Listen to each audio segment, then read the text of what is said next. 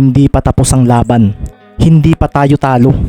Seryosong winika ni Granger Chavez sa mga kasamahan niyang pawisan na rin at tila bagsak ang kumpiyansa dahil sa nangyari sa laro. Lumakas ang team nila dahil sa pagdagdag ni Venturina at Davis, kaso hindi niya inaasahang magiging ganito ang mansalay. Ilan lang naman lalaro ang dumagdag sa mga iyon, si Tuason, si Francisco na teenager, si Alcoba na ganoon din at si Mendez. Hindi sila kagaya ni Venturina na ace player ng San Jose o ni Davis na isa sa magagaling sa probinsya ng Romblon. Kung iisipin ay dapat sila nakakalamang, pero hindi ito ang nangyari. Wala rin silang magawa kay Mendez. Kahit depensahan nila at balyahin ay nakakagawa ito ng paraan para maging involved sa isang play.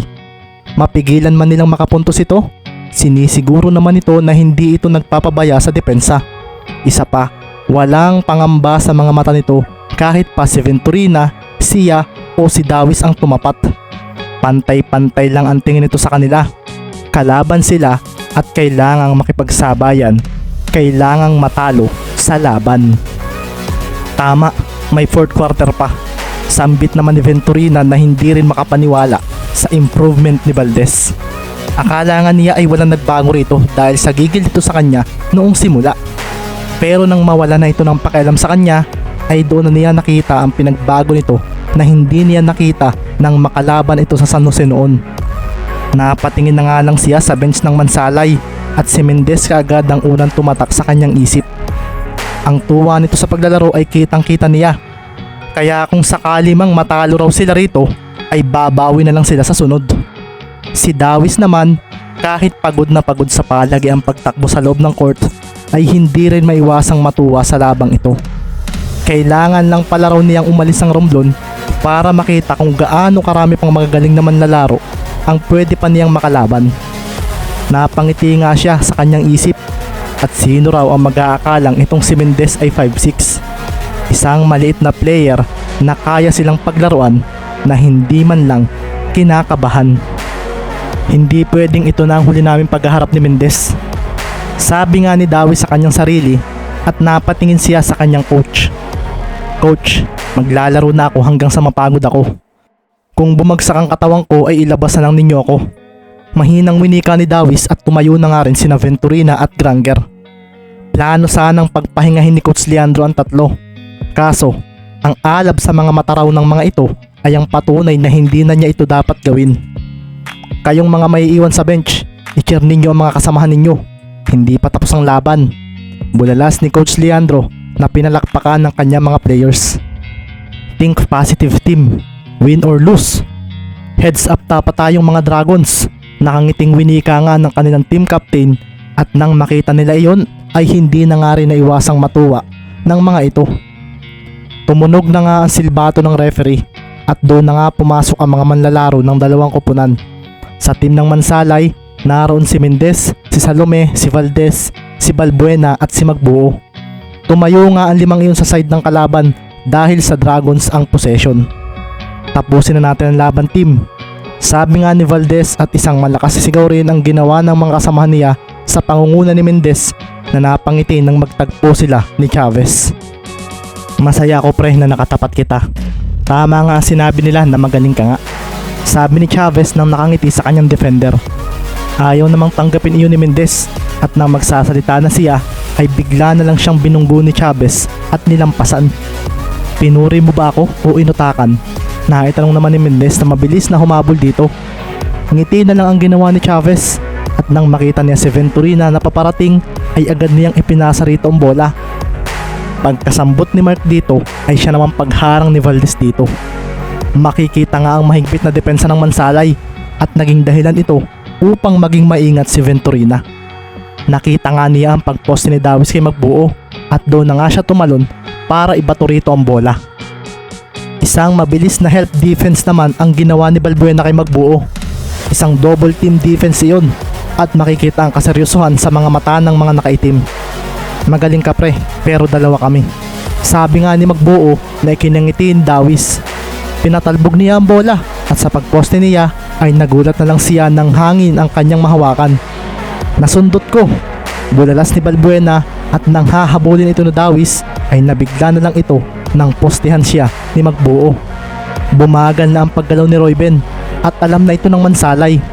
Si Chavez naman ay mabilis na hinabol ang bola kaso naunahan siya ni Mendez na tila wala raw kapaguran sa paglalaro. Amin iyan. Bulalas ni Mendez na tumalon palabas ng court at pinalo ang bola pabalik sa loob. Tinalo naman iyon ni Andrew at sa paglapag niya na hawak ang bola ay nakita kaagad niya ang kanyang kuya Gerald na tumatakbo papunta sa kanilang side. Dito nga ay buong lakas niyang ibinato rito ang bola. Gumuhit ang dinaanan noon at pagkasambot ni Valdez ay agad siyang napaseryoso nang lampasan siya ni Venturina. Tumalbog ang bola at sa paglapit niya kay Venturina ay bigla niyang inipit ang bola sa kanyang tagiliran at ang pagkanan niyang pagkilos ay naging pagkaliwa ng isang Eurostep crossover ang kanyang ginawa sa kanyang defender. Napaseryoso ang mga manonood at si Mark ay naiwanan at walang nagawa sa move na iyon ni Valdez na walang kahirap-hirap na inilagay ang bola sa basket. Tumalingaw-ngaw ang sigaw ng mga taga-Mansalay at ang mga nasa bench naman ay napatalon sa tuwa at si Gerald ay napangisi na lang na magtagpo ang mga mata nila ni Venturina. Sorry, pero hindi na mauulit ang nangyari sa San Jose. Mahina pang winika ni Gerald. Nang lampasan niya, ang napangiti at nagdilim ang paningin na si Mark. Malaki na ang improvement mo. Isang bagay na napabayaan ko dahil sa pagiging mataas ang tingin ko sa sarili ko noong mga panahong iyon. Sagot naman ni Venturina. Hindi na sumagot pa si Valdez. Hanggat hindi pa tapos ang laban at hindi pa sumusuko ang kalaban ay hindi raw siya pwedeng magpakakampante. Sinubukan niyang habulin ng Dragons ang kalamangan ng Black Knights pero sinasagot sila ng mga play ni Mendez na si Valdez ang nagtatamasa. Muli nga ring ipinasok ni Coach Andrea Situason at isinabay si Francisco rito sa kalagitnaan ng quarter. Kaya mas nagkaroon ng choices si Mendez ng papasahan sa mga plays niya. Napaseryoso na nga lang si Chavez nang subukan niyang iwasan si Mendez nang mapunta sa kanila ang bola. Kaso nahuli pa rin siya ni Ricky at naagawan ng bola at dito na nga niya napagtanto na hindi siya mananalo sa player na ito. Napangiti siya pero sinubukan pa rin niyang sabayan si Mendez na tumakbo na papunta sa side ng Mansalay ng mabilis. Naroon na nga rin si Francisco na pagkasambot sa bola ay agad na nagpakawala ng tres na tuluyan ng sumelyo ng labang iyon dahil 3 minuto na lamang ang natitira sa laro. Makikita nga rin ang mabagal na pagtakbo ni Dawis na pinisikal ni na Magbuo at Balbuena sa ilalim ng basket. Naubusan ito ng stamina dahil buong laro ito naglaro. Si Venturina naman na sumubok na habulin ang lamang ng kalaban ay wala na ring nagawa dahil nasasagot din ni Valdez ang kanyang ginagawa. Si Coach Leandro nga ng oras na iyon ay napatawag na lang ng timeout at nang makita ni Andrea na ang mga bench players na ang ipinasok ng Bulalakaw ay doon na nga rin niya pinagpahinga ang kanyang mga magagaling na players. Ipinasok na rin niya ang kanyang mga reserba at doon na din nagdiwang ang mga taga-Mansalay sa likuran nila. 3 wins at wala pang talo ang Mansalay Black Knights matapos ang larong ito sa Bulalakaw. Pinatahimik nga nila ang maingay na home crowd nang matapos ang laban sa score na 112-96.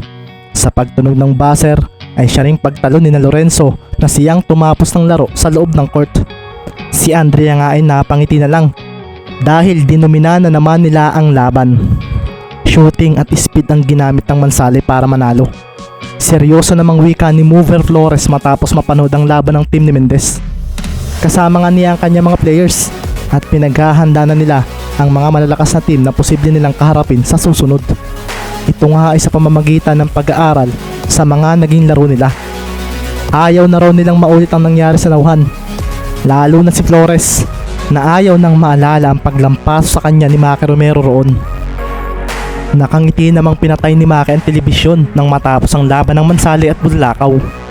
Napatingin nga siya sa malayo at dito niya naisip na siguradong hindi raw magiging madali ang pagtalo nila sa team ni Mendez sa oras na magkaharap sila.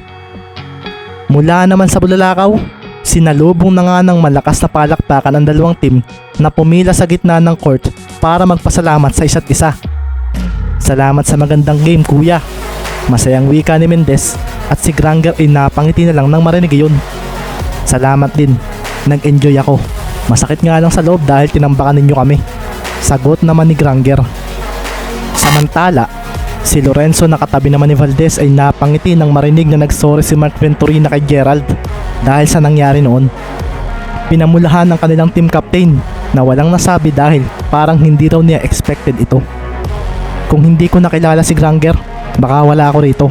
At baka nasa San Jose lang ako at nagyayabang sa mga kung sino-sino. Sabi pa nga ni Mark matapos makipagkamay kay Valdez na tumango na lang. Ricky Mendez, akala ko magaling na ako manlalaro pero may mas magaling pa pala sa akin. Unexpected ito at sana makalaban uli kita sa sunod. Wika nga ni Dawis na hindi maiwasang mapangiti kay Ricky na nakangiti rin sa kanya. Sige boss, at hindi rin ako magpapatalo sa inyo. Sagot ni Mendez at pasimpleng natawa si Dawis sa sagot na iyon. Mapipilitan na ako mag-practice ng ayos dahil sa ginawa mo. Sige, malay mo magkita pa tayo sa semis or sa finals. Tingnan na lang natin. Sagot pa nga ni Dawis. Salamat Iha sa magandang game. Oo, tamba kami. Pero nakakatuwang makitang masaya pa rin ang mga players ko. Natatawang wika na nga lang ni Coach Leandro sa magandang dalagang nasa kanyang harapan. Dito na nga rin niya naitanong kung single ito at natawa naman si Andrea dahil doon. Talaga? Si Mendez pala ang boyfriend mo? Ayos ah. Mukhang may magandang future ang basketball ng probinsya sa susunod na henerasyon. Hindi na ako magugulat kung ang magiging anak ninyo ay magiging isang mahusay ring basketball player kapag lumaki. Natatawang sagot naman ni Coach Leandro na ikinapula ng mukha ni Andrea. Ha? Wala pa po yan sa isip ko. Sige Iha, nga pala, iyong autograph ko galing sa ama mo. Huwag mo kakalimutan ha. Pahabol pa nga ni Coach Leandro. At tumango naman si Andrea at nangakong ipapadala raw rito iyon sa oras na bumalik siya ng Kalapan. Mansalay Black Knights 3-0, Bulalakaw Dragons 1-1, 112-96. Final score. Ricky Mendez 31 points, 15 assists, 5 steals, 1 block and 3 turnovers. Gerald Valdez 26 points, 7 assists, 2 steals, 2 blocks and 2 turnovers. Carlo Tuason 20 points and 2 steals. Granger Chavez 20 points, 13 assists, 5 rebounds, 2 steals and 5 turnovers. Roy Ben Dawis 32 points, 15 rebounds, 1 steal, 3 blocks and 2 turnovers. Mark Venturina 20 points, 3 rebounds and 3 turnovers. Mansalay Black Knights 3-0 versus Bansud Hunters 0-2 next game. Papasakay na nga si Ricky sa sasakyan ni Andrea nang bigla na lang may nag-pop up na message sa kanyang inbox. Nang buksan niya ito ay napaseryoso siya at sandaling napatingin kay Andrea na seryosong chinecheck ang unahan ng sasakyan nito. Isang picture nga nag-appear sa message na nagmula kay Chloe. Kasabay rin ito ay ang paglingon niya sa paligid. Ang daming tao ang naglalabasan mula sa Bulalakaw Gymnasium. Pero isa lang ang sigurado sa kanya ngayon dahil sa sinend ni Chloe. Nandito ito. Mamaya ka na umuwi. Magkita muna tayo rito sa Bulalakaw. I think makakagawa ka ng magandang reason para magpaalam kay Kasin. Ito rin ang kasunod ng chat na iyon ni Chloe. At dito nga ay napahigpit na lang ang pagkakahawak niya sa kanyang phone dahil doon. May mahinang pagkabog sa dibdib ni Ricky ng oras na iyon at bigla namang nagtalo ang kanyang isip kung ano ang gagawin.